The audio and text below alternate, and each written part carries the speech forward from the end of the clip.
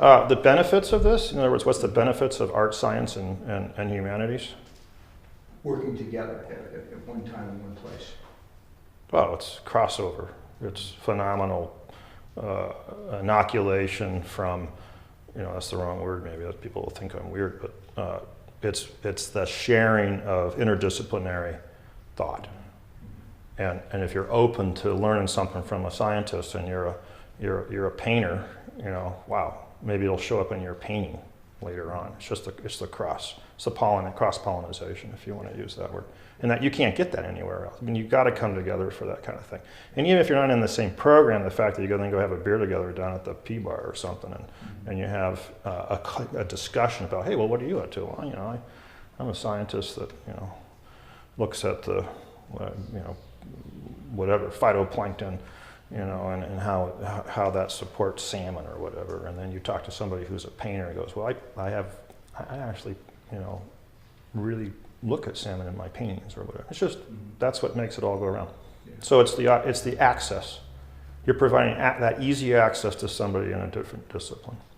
But to me, right now, I mean, we're just trying to get things stand alone, even as a science and music and art and conferences. And then there's the collaboration will come out of that. So I think that's going on at the same time. The Sitka Fest idea that we had this year is to really, that Paul had, is to really draw in and keep this campus moving and providing something for everybody.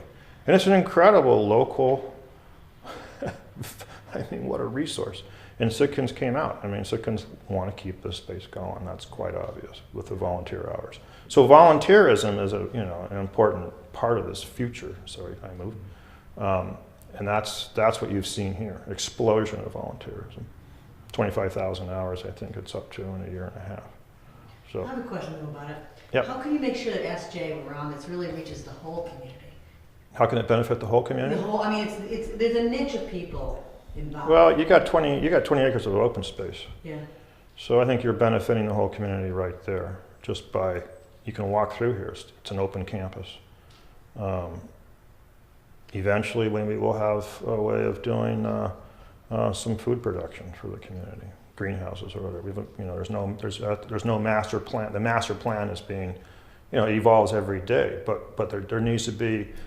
I see this as the potential is here to be something for everybody in the community, and that could be as simple as, there may be someday, if you're not interested in any of those things, but there might be something up here that you want to do. Maybe you want to come up here and work in a community garden or a community greenhouse. Maybe you want to work in, who knows what we might. Maybe we'll start a foundry and we'll start building anchors.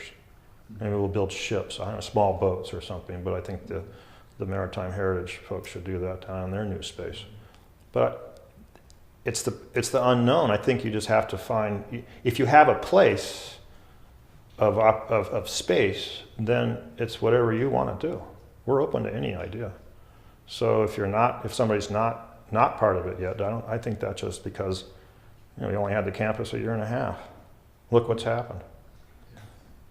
So does that answer? I mean, it's yeah. Well,